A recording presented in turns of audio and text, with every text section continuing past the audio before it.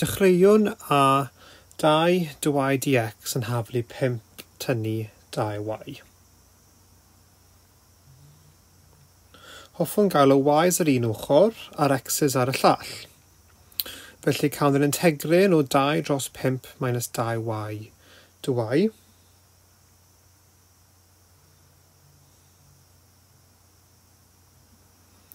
Yn hafal i'r integryn o 1 dx. Nid oes rhaid i chi ysgrifennu'r un, ond mae'n wneud yn rwyddach i weld beth yw'r integryn. Ar gyfer yr ochr llaw chwith, gallai cael ei edrych arno fel integryn o'r ffurf 1 dros y dy. A fydd yn rhoi i ni log o y, sy'n adio i gysonyn yn yr achos cyffredinol. Felly mae hyn yn mynd i fod yn log o 5 tynnu ffwrdd 2y. Mae gennym cysonyn o 2, ond mae hefyd rhaid i ni feddwl os differwn log o 5 minus 2y.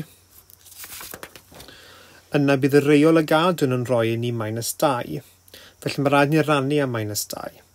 Mae hyn yn rhoi ni x ar yr ochr arall, felly integryn 1 yw x, a mae angen ni cael cysonyn.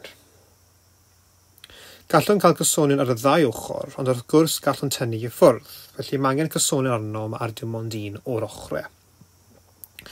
Hefyd mae gennym pan mae x yn 0, mae y yn 1. Felly gallwn mewnbynnu'r rhain i mewn a gweld beth rydyn yn cael. Wrth gwrs mae'r 2 yna'n canslo. Mae gennym minus log 5 tynnu ffwrdd 2 yn hafalu c, a thrwy hynny mae c yn hafalu minus log o 3. Gallwn rhoi hyn yn ôl i mewn, felly mae hyn yn rhoi ni minus log o 5 tynnu ffwrdd 2y yn hafalu x tynnu ffwrdd log 3. Hoffwn ei gael yn y ffurf y yn hafalu. Os adiwn y log 3 i'r ochr arall, mae hynny'n rhoi log 3 tynnu i ffwrdd am log o 5 tynnu 2y yn hafal i x.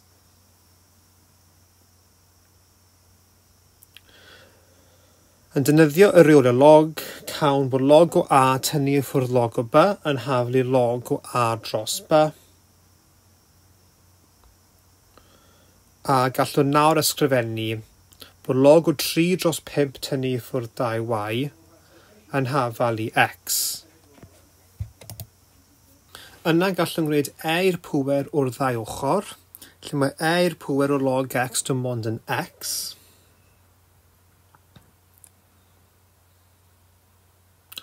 Daw'r ochr llaw chwith i fod yn 3 dros 5 tynnu ffwrdd 2y, a daw'r ochr llaw dde i fod yn i'r x. Os gwrthdrown rhain, cawn bod 5 tynnu ffwrdd 2y dros 3 yn haflu i'r pŵer minus x. Lle 1 dros i'r x yw i'r minus x. Felly mae 5 tynnu ffwrdd 2y yn haflu 3 i'r minus x. Tynnu i ffwrdd y 5 o'r 2 ochr, a llosi popeth am minus 1, mae hyn yn rhoi i ni 2y yn haflu 5 tynnu i ffwrdd 3 i'r minus x. Ac yn olaf, mae y yn hafalu hanner llosi a 5 tynnu i ffwrdd 3 i'r minus x. A rydym wedi gorffen.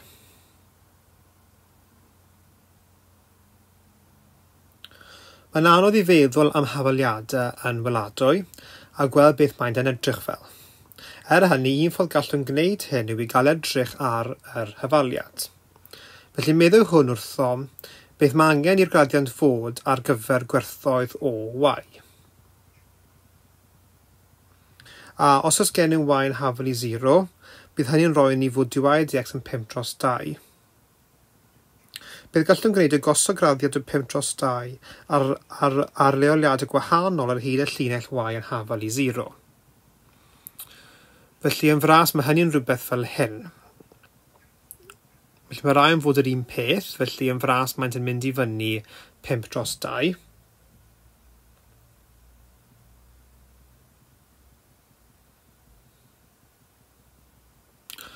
A pan mae y yn haflu 3/2, mae graddiad yn 1. Felly mae 3/2 yn 1.5, felly fan hyn mae gennych mwy fel hynny.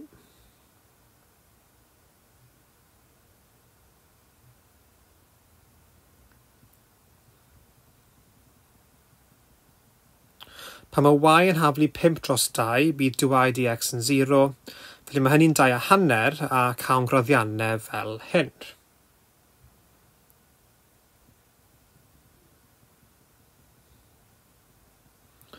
Nawr, rwy'n mynd i newid lliw rhain i gyd, felly am reswm byddwch yn gweld mewn munud. A rydyn yn mynd i ei newid i glas. Felly beth meddai hyn wrtho, mae fod unrhyw datrisiad i hwn, felly y dx ar y top, ia. Ac wrth gwrs bydd yn y nifer o ddatrisiadau mae fod yn dibynnu ar y pwynt sefydlog roddwyd ni, neu rhyw fath o amod. Yn y cwestiwn yma, dweud wrtho mae fod yn mynd trwy y pwynt 0,1. Felly pan mae x yn 0, mae y 1. Ond os newid yn y pwynt yna, rydyn yn mynd i newid y cromlin. Ond beth gallwn gweld yw siwr o fod mae gen i rhywbeth fel hwn yn mynd ymlaen. Felly byddai fy'n braslunio beth fi'n meddwl. Felly rhywbeth fel hynny. Felly fel oedd yn dweud yn dibynnu ar ba pwynt mae'n mynd trwy.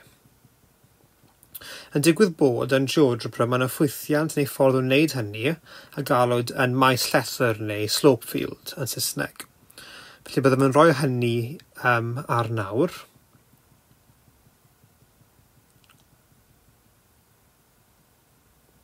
A gallwch gweld bod y graddiannau glas fe wnes i llunio i mewn.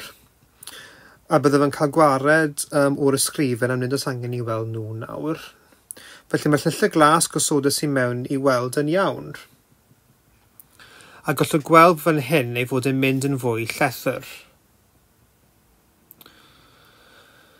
Felly nawr cawn gwared o rain, felly hynny. Ond gallwch gweld fod y llinell yma fe wnes i llunio yn dilyn y graddiannau. Yn gwybod gwerth gwahanol o y. Felly beth yn mynd i cael edrych ar y ffwythiant ei hun. Felly beth rwy'n mynd i wneud yw gosod hynny arno.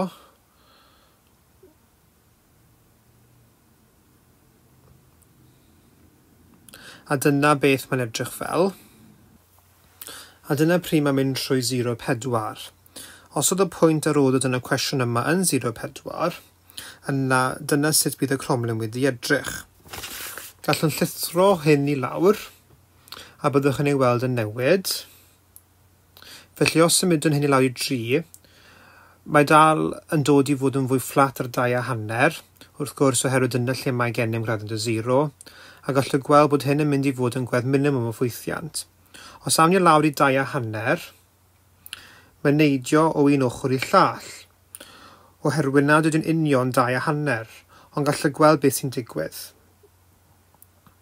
A wedyn, os awn ni lawr i'r pwynt roddwyd i ni, dyna sut byddai'n edrych fel. Yn wir, mae gan Geogebra ffwythiant arall o'r enw SolveODE, neu SolveODE differential equation, neu datrys Hafaliad differol cyffredin, felly HDC yn Cymraeg. A chaiff y llinell brown yna, a byddwch yn gallu gweld unwaith symudaf yr un arall allan o'r ffordd. A chaiff y llinell brown yna ei gynhyrchu gan roi y cwestiwn ei hun i mewn i SolveODE. Felly roddwyd hynny yn ei llinell brown yna fyna. Pwy yw y ffwythiant y'n haflu a hanner llosiad 5 tynnu ffwrdd 3r minus x. Felly mae Geogebra yn ein gadael i wneud hynny. Felly mae hynny'n ffwythiant dynyddiol iawn o fewn Geogebra. Ei enw yw'r SlopeField a mae ein gadael i gael rhyw fath o syniad o beth sy'n digwydd ag hafaliad differol.